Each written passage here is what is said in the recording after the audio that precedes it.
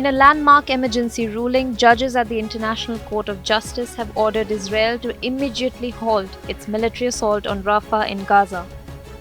The ruling comes in response to South Africa's case accusing Israel of genocide. Here's more.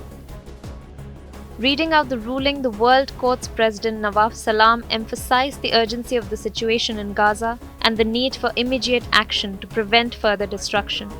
The court also ordered Israel to open the Rafah crossing for humanitarian aid and grant access to investigators.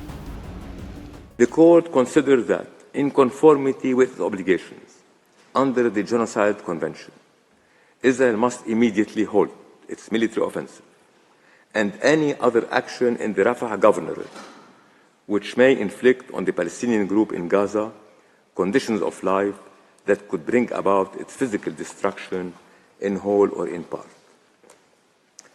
The court recalls that in its order of January 26, 2024, it ordered Israel inter alia to, I quote, take effective measures to prevent the destruction and ensure the preservation of evidence related to allegations of acts within the scope of Article 2 and Article 3 of the Genocide Convention. End of quote. In Gaza, displaced residents expressed mixed feelings about the ruling.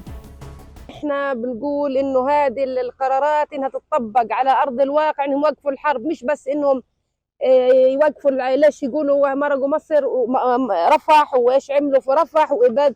هم عملوا فينا ابادات، عملوا فينا مجازر. احنا بدنا العرب كلها تقف معنا وكل الدنيا تقف معنا، يوقفوا الحرب المجازر اللي احنا بتصير عنا هذه. احنا عنا بتصير مجازر، احنا بتصير عنا الناس ايش اقول لك، في ناس انمحت عن الملف المدني. حرام هذا اللي بيصير فينا، حرام. The Palestinian need is immediately stop war. We don't need a declaration, we need application on the pitch here. Internationally, reactions vary. South Africa welcomes the ruling made by the court today. The court essentially ordered Israel to halt its military operations in the Rafah area to ensure that no further harm comes to Palestinians as a result of Israel's military actions and the denial of life-saving food and medication in that area and the whole of Gaza for the last 7 months. This order is groundbreaking, as it is the first time that explicit mention is made for Israel to halt its military action in any area of Gaza. Here's the statement from the Palestinian envoy to the UN, Riyad Mansour, regarding the ICJ ruling. We expect that resolutions of the ICJ to be implemented without hesitation. That's mandatory, and Israel is, as I said, party to the convention, and the convention is crystal clear on this issue. So Israel has to abide by the decisions and the demands from the ICJ. Let's hear from the pro-Palestinian protesters and their perspective on the matter. Today's hearing is good, but is not enough. Is not enough.